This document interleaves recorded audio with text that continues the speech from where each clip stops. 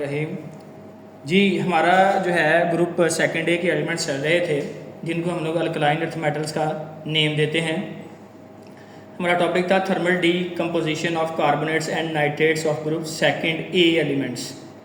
तो सबसे पहले देखिए हम लोग ये देखेंगे कि हमारे पास थर्मल डीकम्पोजिशन जो है वो क्या होती है। तो इसको हम लोग यूँ डिफ़ाइन कर सकते हैं, the dissociation of a substance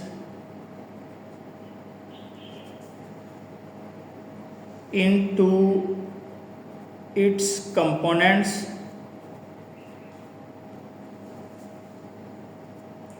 on heating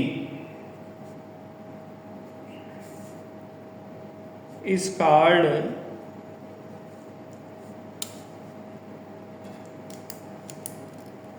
thermal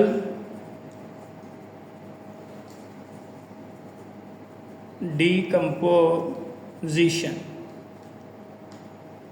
ठीक है, तो हीट करने पे एक दी गई सब्सटेंस या किसी कंपाउंड का उसके अपने कंपोनेंट्स में डिसोसिएट हो जाना, चेंज हो जाना, इसको हम लोग नाम देते हैं थर्मल डीकम्पोजिशन का। अब हम लोग यहाँ पे दो तरह के कंपाउंड्स को देखेंगे, जिसमें एक हमारे पास है बेटा कार्बोनेट्स और सेकंड है नाइट्रेट्स।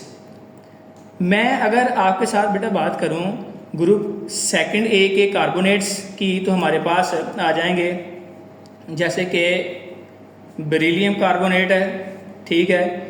इसी तरह बेरिलियम के बाद हमारे पास मैग्नीशियम कार्बोनेट है, कैल्शियम कार्बोनेट है, ठीक है। और हमारे पास स्ट्रोंशियम कार्बोनेट है, बेरियम कार्बोनेट है।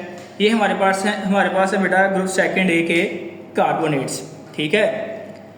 अब हम लोग जब हीट करते हैं इन कार्बोनेट्स को, तो इनके कॉरस्पॉन्डिंग ऑक्साइड्स बनते हैं और हमारे पास कार्बन डाइऑक्साइड जो है वो प्रोड्यूस होती है।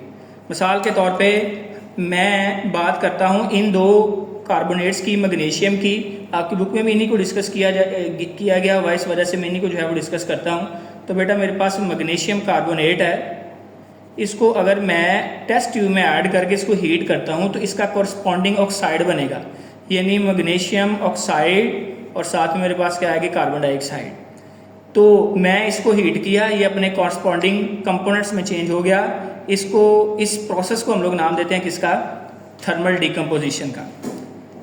अब देखें, मैं आपको ये बात यहाँ पे जो है वो बताता चलूँ कि जब हम लोग इनको हीट करते हैं तो ये अपने कॉरस्पॉन्डिंग कंपोनेंट्स में चेंज तो हो जाते हैं, लेकिन ये सारे के सारे जो हमारे पास कंपाउंड्स हैं ये एक जैसे टेम्परेचर पे अपने कॉरस्पॉन्डिंग कंपोनेंट्स में चेंज नहीं होते।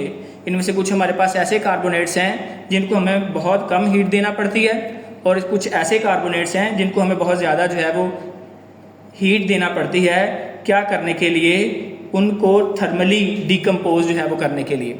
अब ये हमारे पास ट्रेंड है क्या बेटा, ये जो हमारे पास थर्मल डीकम्पोजिशन का ट्रेंड है कार्बोनेट्स का, थर्मल डीकम्पोजिशन का, ये डाउन द ग्रुप इंक्रीज होता है। यानी मैं अगर आपको यहाँ पे लिख के बताऊँ तो मेरे पास है यहाँ पे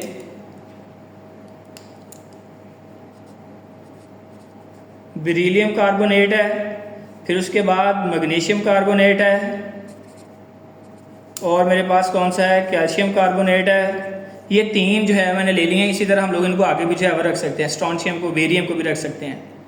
इन तीनों में से या इससे आगे जो मैंने पुट करने हैं कार्बोनेट, सबसे ज़्यादा कौन सा हमारे पास ऐसा जो है कंपाउंड है जो कम हीट पे जो है वो अपने कॉरस्पॉन्डिंग कंपोनेंट्स में चेंज हो जाएगा, और कौन सा ऐसा मेरे पास कंपाउंड है जो जिसको हम लोग थोड़ी सी हीट प्रोवाइड करेंगे वो अपने कॉरस्पॉन्डिंग यानी मेटालिक ऑक्साइड हो और हमें क्या देगा, कार्बन डाइऑक्साइड।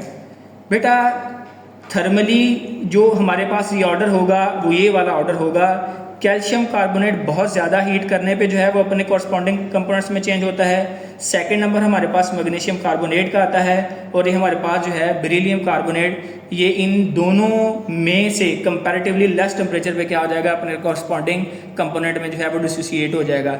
ये बेरिलियम कार्बोनेट जो है वो ये वाला। अब ऐसा क्यों है? ऐसा जो है इसकी रीज़न जो है वो मैं यहाँ पे बेटा आपको डिस्कस करके जो है वो बताता हूँ।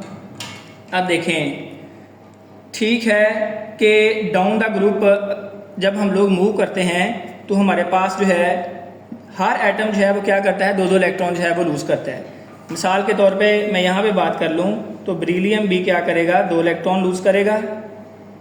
ये हमारे पास क्या आ जाएगा, आयन बेरिलियम का। इसी तरह मैग्नीशियम है, इससे मैं अगर 2 इलेक्ट्रॉन जो है वो निकालूं तो हमारे पास क्या आ जाएगा, मैग्नीशियम का जो है वो आयन आ जाएगा।